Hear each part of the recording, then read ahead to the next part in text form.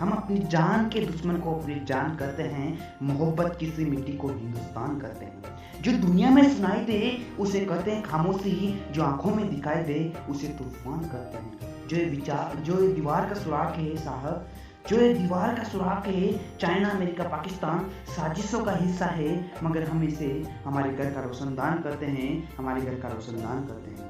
आज़ादी का सही मतलब वही समझ सकता है जिसने कभी गुलामी सही हो। हम सौभाग्यशाली हैं कि हमने स्वतंत्र भारत में जन्म लिया।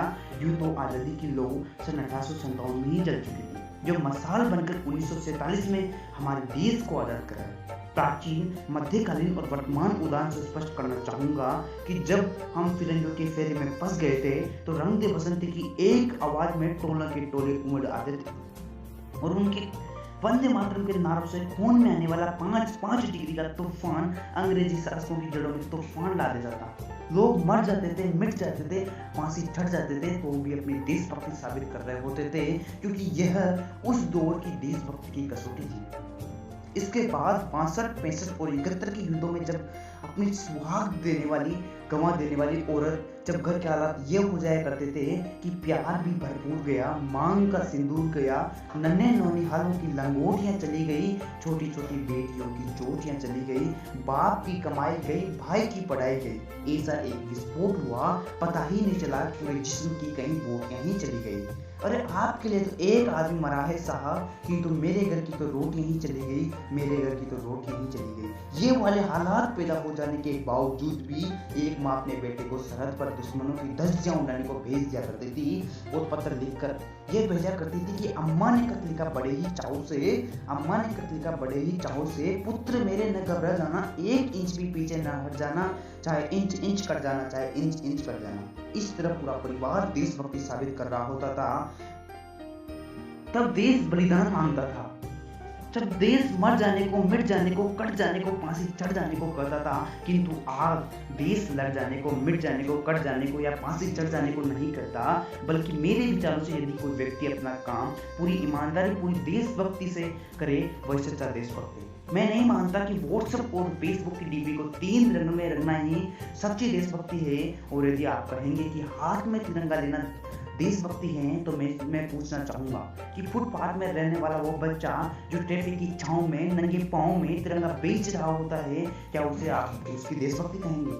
ये उसकी देशभक्ति नहीं, उसके पेट के भूख की शक्ति है जो उसे ऐसा करने पर मजबूर कर देती है। क्योंकि ना मस्जिद को जानते हैं, ना शिवालों को जानते हैं। जो पेट के भूखे होते हैं ना, वो सिर्फ भोजन के निवालों को जानते हैं, वो सिर्फ भोजन के निवालों को जानते हैं। अपने परिवार, अपने समाज, अपने देश के प्रति समर्पण का भाव है देशभक्ति। और हर देशद्रोह के जीवन में आने वाला हर तूफान है देशभक्ति, ताकि ये हर देशद्रोही ये समझ सके कि अगर तू परिंदा है तो ये आसमान तेरा है, अगर तू परिंदा है तो ये आसमान तेरा है, अगर तू दरिंदा है तो ये शमशान तेरा है। भाईचारे से रहना है तो रहे जमीन पर, वरना ये कब्र भी तेरी और ये कब्रिस्तान भी तेरा है और ये कब्रिस्तान भी तेरा है। लेकिन एक देशद्रोह से ज्यादा देशभक्ति तब आहत होती है जब एक बेटा अपने बूढ़े माँ बाप को वृद्धाश्रम की चौखट पर छोड़ आता है। कराह उठती है देशभक्ति तब जब मुसीबत में फंसे लोगों की जान बचाने से ज्यादा सेल्फी लेकर अपने लाइक्स बनाने में लगे रहते हैं। आज के इस दौर में युवा जिनके ऊपर जिम्मेदारी की अपने देश, अपने समाज, अपने राष्ट्र की आशाओं को बांधे रखने की, वही युवा अब 4x4 इंच की छोटी सी स्क्रीन पर अपने कोमल कोमल अंगुलियों के घर्षण मात्र से अपनी भावनाओं की इमोजी भेज रहे हैं।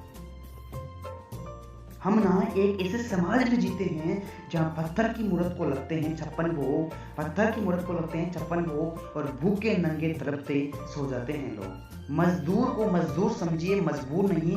गरीब को काम दीजिए, और अगर दान देने के इतने इच्छुक हैं तो जीते जी रक्त दान दीजिए, और मरने के बाद अंग दान देकर जीते हुए किसी मरते हुए को जीवन दान दीजिए।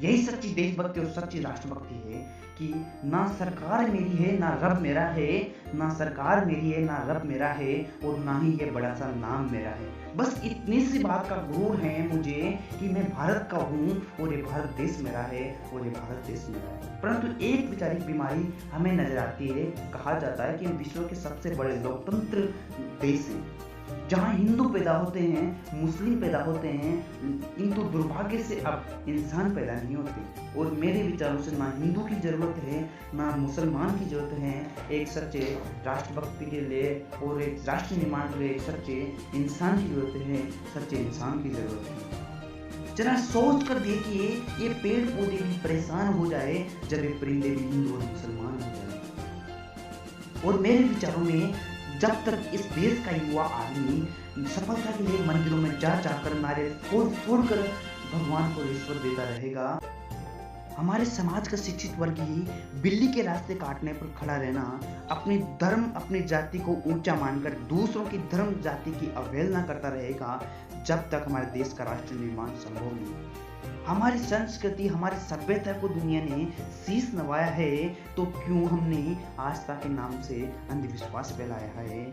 मेरे विचारों में इस देश का राष्ट्र निर्माण तब संभव हो सकेगा जब महिलाओं की पूजा नहीं, इज्जत की जाएगी। जब एक गरीब बालक मध्याह्न भोजन के लिए नहीं बल्कि ज्ञान अर्जन के उद्देश्य से सरकारी विद्यालयों की चौखट पर कदम रखेगा।